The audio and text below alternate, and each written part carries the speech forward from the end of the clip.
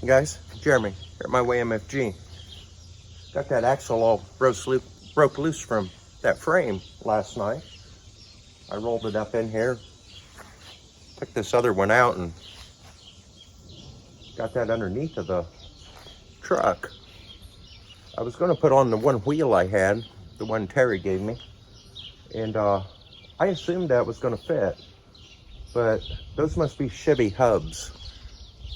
I do remember they had a 10-bolt Chevy in the back, so it would make sense they put Chevy hubs on the front.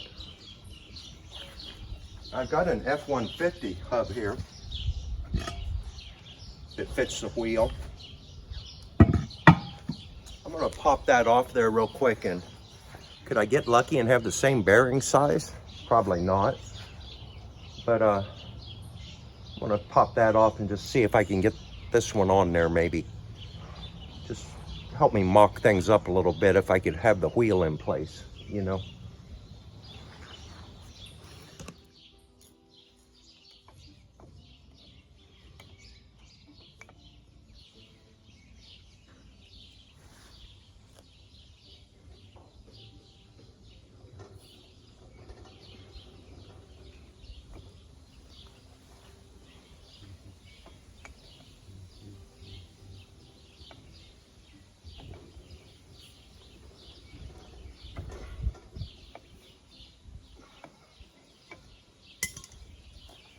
It was probably a little tighter than it should have been. There was a lot of things about this mock-up that, I don't know who was doing it, but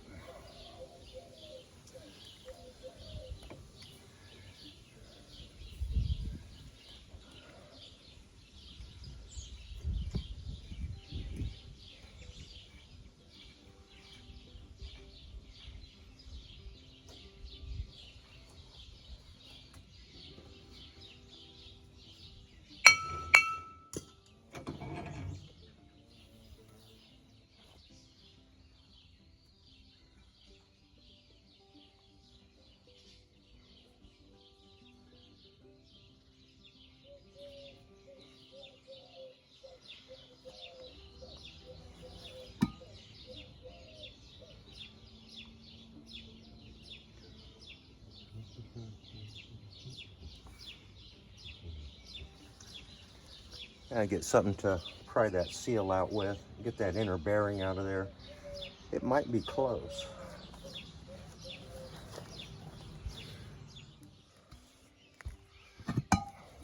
Believe that bearing's going to work.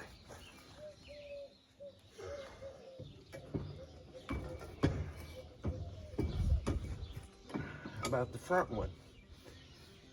Could we get lucky twice?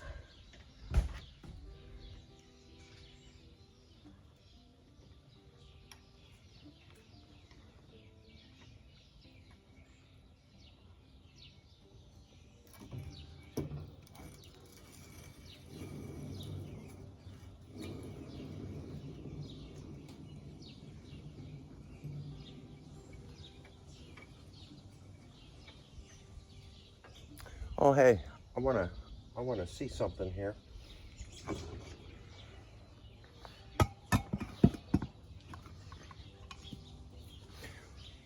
Some of the guys that was watching the last video said I was wrong on some stuff. I haven't looked at enough of this stuff to know for sure. I'm learning as I go.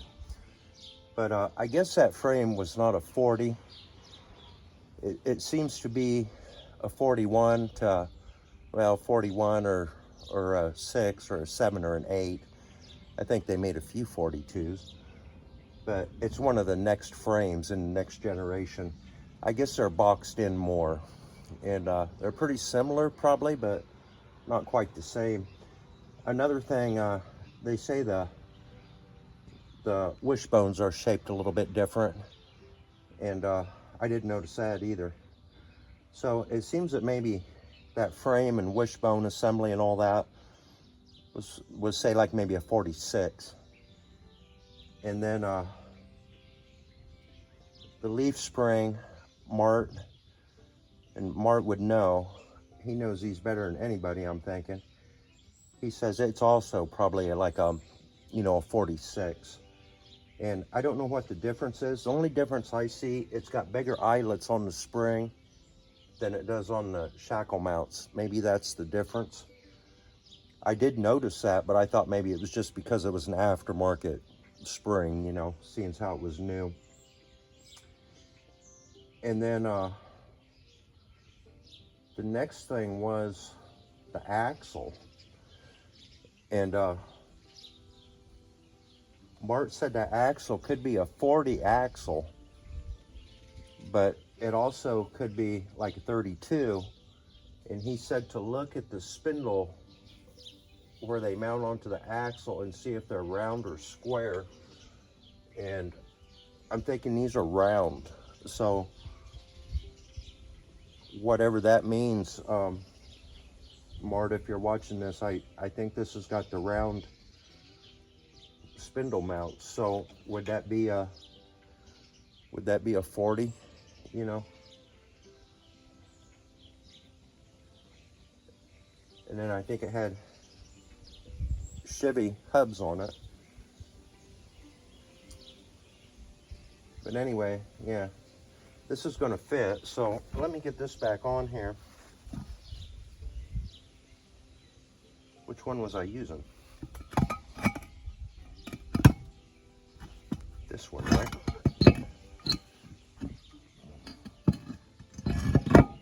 Yeah, this.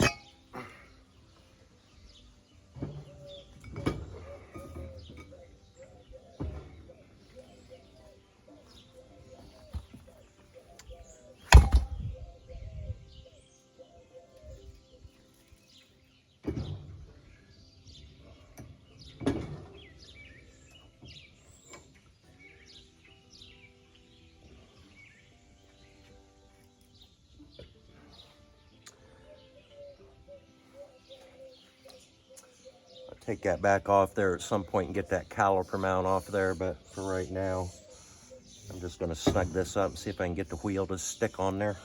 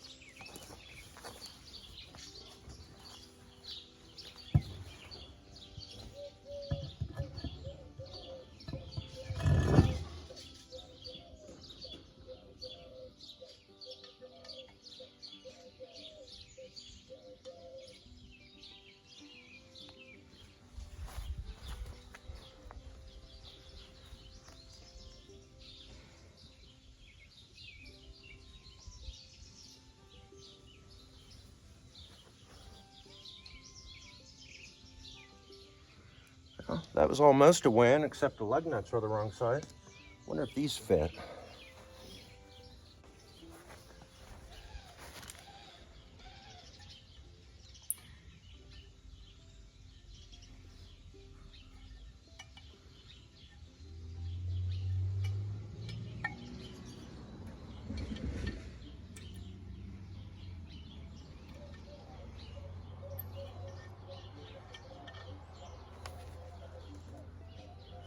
Yeah, those don't fit either. Anyway, that's starting to look the part. I took this cross member off. The way that angle's downward, that wasn't going to work well. I think it was going to set my front end too high. I need that leaf spring mounted up higher, so I think what I'm gonna do is where I got this 2x4 now, that's about where I want the leaf spring mounted. I'm just gonna weld metal straight across there, a cross member, get that leaf spring clamped back up to it. Just a couple stitch welds, and then I want to get the weight down on it and see where my ride height's at, and then we'll finish up with wishbones and steering and all that.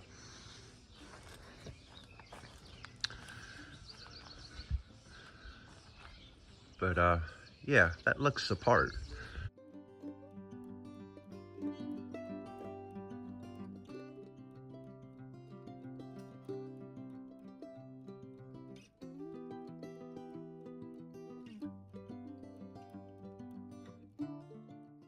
Setting up high in the front right now. I got jack stands underneath the frame. I'm thinking that leaf spring probably compress a couple inches.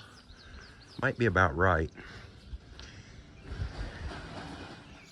You know, with that transverse leaf spring in there and the Model T wheel, or Model A wheel, I should say, all that's looking pretty period correct. To the untrained eye, I don't know that you would know that that wasn't original, you know.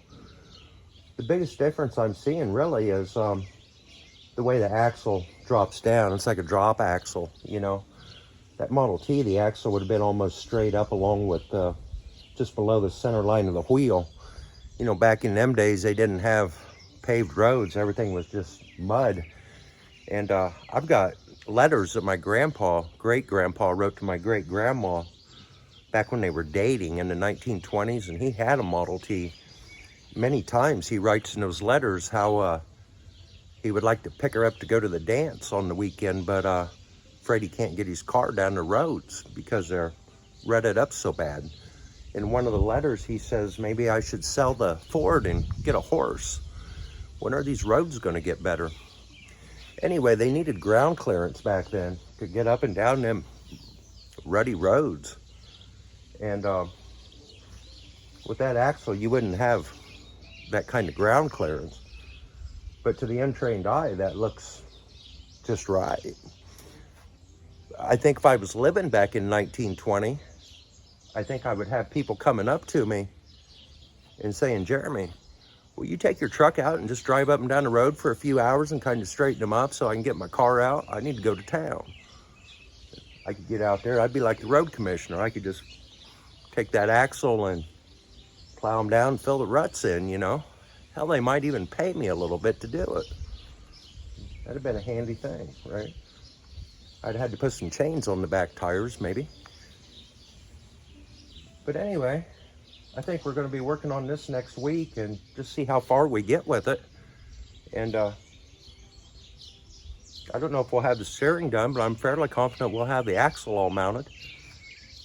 That wishbone being bent, what I'm going to do, I'm going to get this all tacked up on the front and then take measurements from the center of the back hubs to the center of the front hubs. And if I put that wishbone mount in the center, with it being bent, it might throw me off. I might have to just fudge that a little bit to get my center line straight on my axle, seeing as how that's bent. I think that would be an easier thing to do than try to straighten it. You know, let's face it, this isn't ever going to be a high-speed vehicle. I just want it good enough, though, it's so that it's not, you know, going down the road like it's all hunched up and dog-knotted. I want it to kind of track straight, you know, so people aren't laughing at me. But we'll figure that out. But anyway, another update video, I guess you would say. That's where I'm at with it. And I do like the way it looks. So anyway, thanks for watching, guys. We'll see where we get with it next week, I hope, unless I get too busy. Later, guys. Thanks for watching. Please like, comment, share, all them things. Later, Jeremy.